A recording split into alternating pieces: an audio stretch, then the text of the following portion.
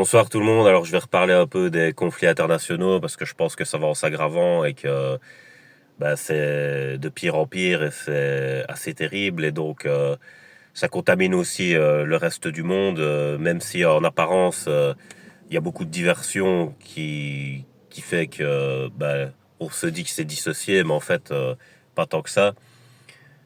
Euh, Moi je vais vous dire ce que j'en pense. Honnêtement, je pense que comme j'avais expliqué, plus il y a de coups tordus, plus ça éveille la paranoïa, et moins on peut revenir à un état d'équilibre, et plus on va vers un état de destruction. Et ça, c'est super mauvais pour l'international, dans toutes ces interactions. Donc, moi, je l'avais dit dès le début, par exemple, pour la guerre en Ukraine, j'avais dit qu'il fallait que l'Ukraine soit neutre. C'était la seule solution de sortir de ce conflit. Pourquoi? Parce que la Russie est trop puissante pour perdre réellement, et de l'autre côté aussi en fait. Donc tout ce qui se passe, c'est que le pays en lui-même se fait démanteler euh, et, et voilà, ça ne peut terminer que sur de mauvaises relations internationales parce que les deux parties seront allées jusqu'au bout sans essayer de négocier en faisant de plus en plus de coups tordus et la destruction du pays. Ou alors il y a des négociations. Et alors là, on se dit qu'on peut refaire confiance à la partie d'en face, ce qui est très bon pour les négociations à l'avenir. Et en même temps, on sauve ce qui reste de ce qui a déjà été détruit, quoi. Bon, ça c'est pour l'Ukraine. Maintenant, pour le conflit, enfin pour la guerre aussi qu'il y a entre Israël et la Palestine, c'est le même schéma en fait. Vous avez des puissances les unes en face de l'autre qui ne peuvent pas réellement perdre, mais ce qui peut se passer, c'est que la Palestine peut finir complètement détruite, un peu à l'image de l'Ukraine. Et voilà, donc il faut être capable de reconnaître l'existence d'autrui. C'est ça que je comprends pas chez les extrémistes, parce que autrui ne peut pas valider ton point de vue si dans ton point de vue il n'existe pas. Tu vois, il va pas se suicider pour te faire plaisir. C'est ça que je comprends pas dans ce jeu, dans ce jeu-là. C'est pour moi l'Ukraine, il faut la reconnaître. Maintenant, la Russie a une grande méfiance par rapport au fait que l'Ukraine se soit américanisée entre guillemets et que il y ait eu le passif entre la Russie et les États-Unis de guerre froide, et donc ça ne va pas pour eux. C'est pour ça que pour moi la seule solution c'est que l'Ukraine soit neutre et pas sous un étendard quel qu'il soit. Et c'est pareil en fait avec Israël et la Palestine. Ils ont le même sentiment et la même peur. Donc il faudrait que la Palestine se neutralise entre guillemets en devenant un État. Et donc pour moi, il y a que la solution à deux États parce que soyons honnêtes, si la Palestine est complètement détruite et décimée, le monde va pas pardonner ça. Donc sous couvert d'excuses et tout ça. Donc les pays autour qui tiennent avec la Palestine vont devenir ennemis et donc ça va augmenter les tensions, les diminuer. Donc je ne comprends pas cette quête absurde de vouloir détruire absolument un ennemi qui est invisible entre guillemets. Un ennemi qui est invisible entre guillemets, il faut justement être dans le ciblage et la spécialisation plutôt que d'être dans le raclage général parce que c'est justement ce que veulent ces gens-là. Comme ça, tu te mets en porte-à-faux et après, t'es foutu, tu vois. Parce que tu t'en es pris à des gens qui avaient rien à voir à cause de cette vision trop générale. Et donc voilà. Et moi, je pense qu'à l'international, il faut être juste. C'est-à-dire, on peut pas faire deux poids, deux mesures, dire ah, quand c'est un tel qui fait ça, alors on accepte complètement et on ferme les yeux. Mais si c'est un autre, alors là, on le punit au maximum parce qu'on a des obédiences ou des intérêts qui n'ont aucun rapport avec la justice. À ce niveau-là de gestion et de pouvoir, on peut pas se permettre d'être dans le commérage, les petites affaires de small talk. On doit être vraiment à la hauteur des enjeux.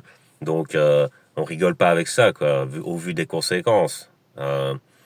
Et donc, je pense que la négociation, ça devrait être la première chose qui devrait être dans l'esprit des gens qui sont concernés par ça. Ça devrait être la première chose qu'ils devraient essayer de penser, de mettre en place.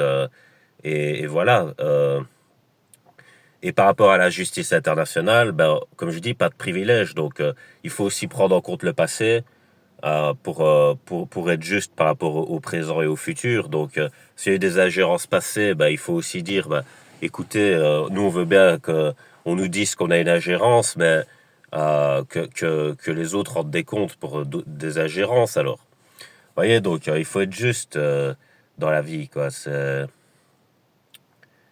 C'est ça le principal. Sinon, vous ne résoudrez jamais rien, en fait. Vous allez tout le temps sombrer dans l'ego et la violence en croyant que vous allez en sortir, alors qu'en fait, c'est un putain de cercle vicieux. C'est un cercle vicieux. C'est plus tu vas dedans, moins tu as de chances d'en sortir. Tu vois? Genre, les conflits, comme ils s'aggravent là, ben, il y a beaucoup plus de chances maintenant qu'ils passent en conflits beaucoup plus chauds et beaucoup plus conséquents que de revenir en arrière, parce qu'en fait, il y a eu trop d'investissements, il y a eu trop de pertes, trop de rancunes, et justement, le courage de dire stop, il est toujours présent, c'est-à-dire même dans le pire, mais il faut le faire le plus vite possible. Et ça, les gens, ça, ils ont pas l'air de comprendre. Donc, et puis pour le commerce international et les ententes, ben, c'est 100 fois mieux de résoudre les conflits comme ça plutôt que de laisser des tensions sous-jacentes malgré une soi-disant victoire qui n'en est pas une ou qui n'en sera pas une. Parce que voilà, je vois pas l'issue. J'ai pas l'impression qu'ils se projettent en fait. J'ai l'impression qu'ils sont trop pris dans le truc, qu'ils sont dans le présent et qu'ils se disent vas-y, il faut montrer je sais pas quoi. Et en fait, ils regardent pas le futur en se disant ça mène à quoi en fait. Tu vois, ça mène à quoi en vrai? Ça ne mène à rien. Tu peux ressortir rien de positif des deux situations qu'on voit là actuellement. Euh, c'est parce qu'on a toujours peur que le côté en face ne respecte pas la négociation et puis fasse un coup par derrière et tout ça. C'est vrai, ça se pourrait, hein, on va pas se mentir, mais c'est un risque à prendre. C'est comme dans tout, en économie, parfois il y a un risque sur un marché. C'est un risque à prendre. Tu peux quand même mettre une barrière au cas où pour ne pas te faire avoir et prendre ce risque pour que ce soit plus confortable de le prendre. Voilà, mais c'est un risque à prendre. Et ce risque-là, on peut faire remonter vers la surface plutôt que d'enfoncer comme si on avait un boulet au pied. Parce que ça, choisir la facilité de l'agression gratuite et sournoise, ça pousse vers le fond. Donc il faut arrêter de faire ça. Et puis il y a des vies humaines en jeu. On parle quand même pas d'objets ou quoi. On parle de gens, quoi. Donc faut penser aux gens aussi, qui n'ont rien fait et qui se sont pris là-dedans.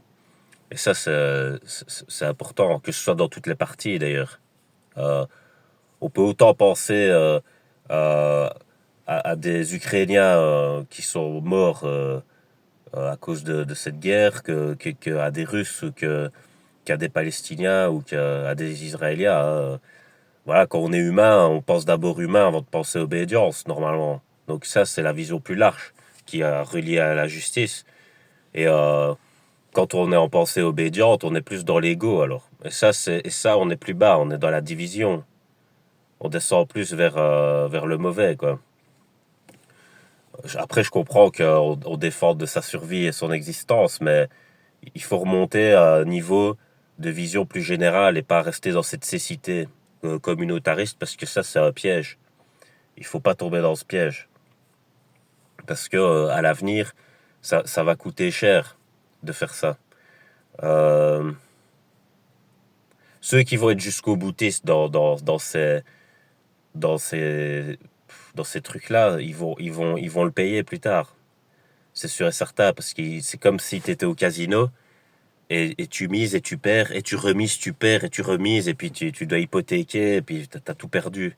Tu vois. Alors que si tu t'étais arrêté à première mise en disant, vas-y, je vais pas trop exagérer, ok, j'ai perdu, je fais le deuil de ce que j'ai perdu, mais tout ce qui me reste, je peux le réinvestir là, reconstruire par là, et puis reconstruire par là, et puis par là, et puis tu refais des bazars, et tout ce que tu as perdu, c'est vite ravalé. Voilà, comme en entreprise, on sait que certaines pertes sont vite reprises par des nouveaux gars beaucoup plus constructifs. Donc, c'est un peu comme ça qu'il faut penser. Donc il faut sortir de ce cercle vicieux. En plus, ça crée une genre de scission vraiment en deux du monde qui peut être vraiment très dangereuse. Ça, c'est à peu près le même schéma qu'avant la Première Guerre mondiale. Donc il faut faire attention à ça, quoi. C'est très tendu.